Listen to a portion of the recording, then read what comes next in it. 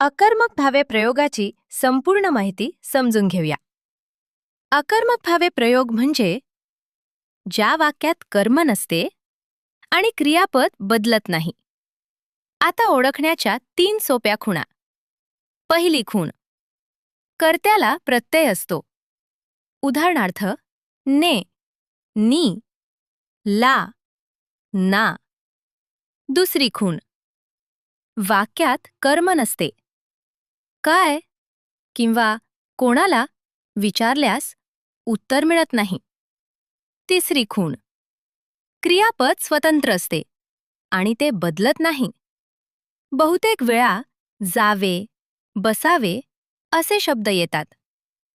आता तपासून पाहू. मूळ वाक्य, त्याने आता जावे. लिंग बदलू, तिने आता जावे. वचन बदलू, त्यांनी आता जावे. पहा, कर्ता बदलला, पण जावे बदललं का? नाही. म्हणून हा अकर्मक भावे प्रयोग. आता काही उदाहरणे. रामाने आता घरी जावे. इथे रामला ने प्रत्यय आहे, पण कर्म नाही.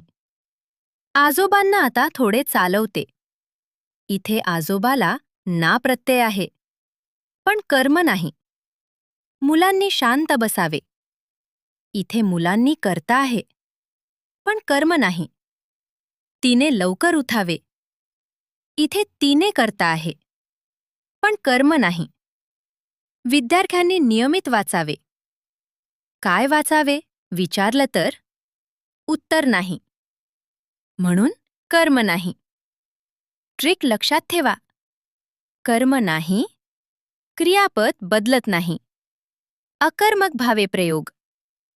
आता तुमच्यासाठी प्रश्न.